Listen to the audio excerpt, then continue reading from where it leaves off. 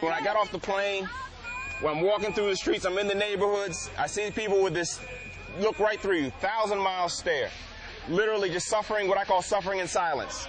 If you ask them their name, they can barely even tell you their name. They're just stunned as to what happened. Well, what I'm here to do, really, shake them back to life.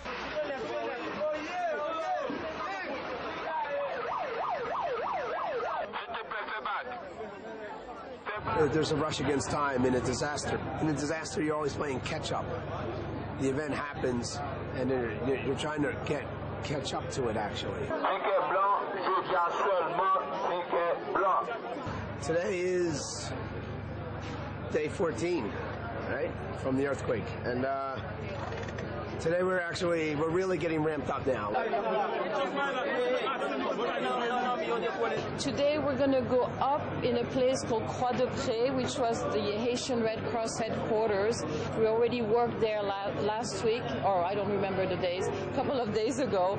We already gave goods to some families, and now we're going up there for about 300 families, which is about 1,500 people.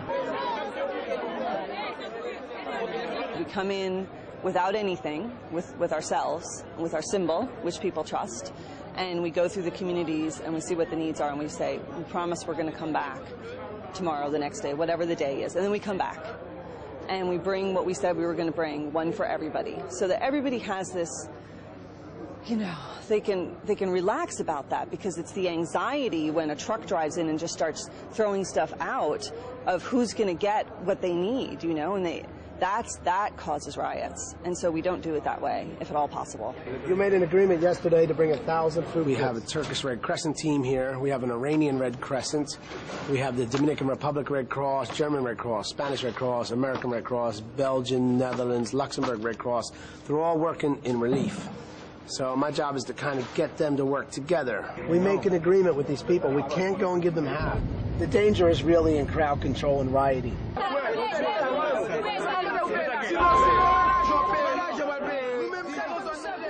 The crowds are not really that dangerous to our persons. They're not after.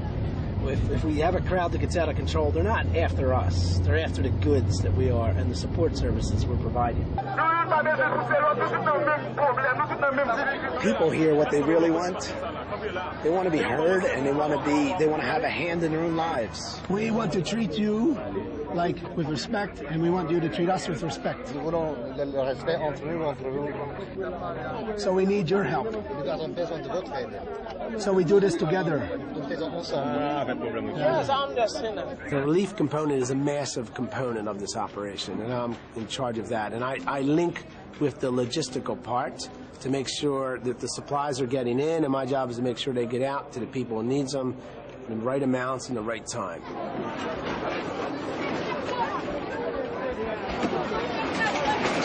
The idea here is to take care of Haitians, period. That is our #1 goal.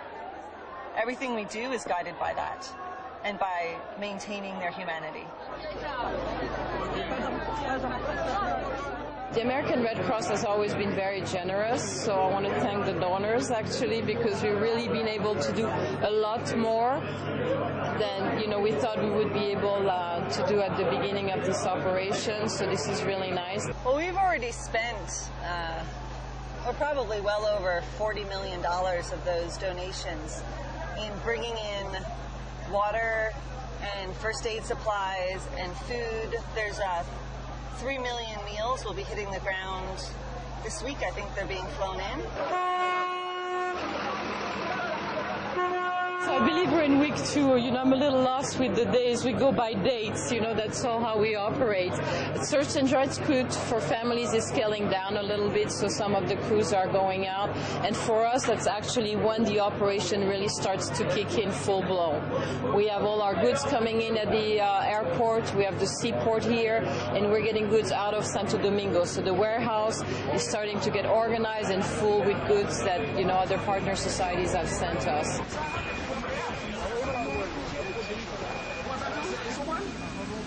This is the grunt work right here. This is the dirty, this is the dusty. We don't even have electricity in here. At any given time, I've got 4 different bays open and running.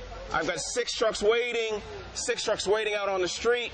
At any given point, I can have 25 trucks all at once, ready to move, either discharge or charge. So trying to keep all that together, keep it in my head, is a bit of a challenge, but we're getting there. Tell them you've got 2 trucks waiting down there. Got to get this stuff in here first. That's my priority. Just tell them to wait. They're going to stay here. Yeah, and then I'll do them over there. Okay, thank you. Okay? This is Relief Central right here. We got stuff coming in and stuff going out at the same time. These are blankets. All this here, it's about 5,000 blankets sitting here. These are all jerry cans. What people do with these is they come collapsible. You open it up, you fill it with water. What we have here is a shelter kit. Let me see if I got one that's open. This, plus a tent and a tarp. They can build their own shelter.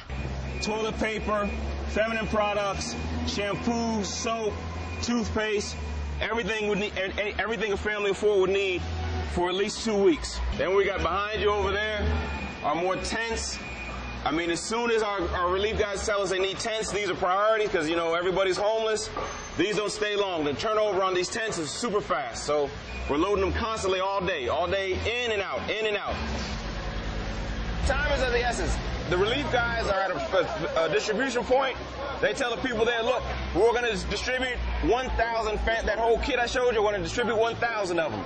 If I mess up and only put in 800 and send the trucks out, they got 1,000 people sitting in line in the sun, waiting hours. You get to number 800 and you run out, you got 200 people who don't get what they stood in line for. So we make sure we count over and over and over to make sure we don't make any mistakes. I'd rather have too much on the truck than too little. Too little is the worst thing in the world. Probably by the time we're done with this, we'll have distributed over 500,000, 600,000 complete sets just like this. That's what we do.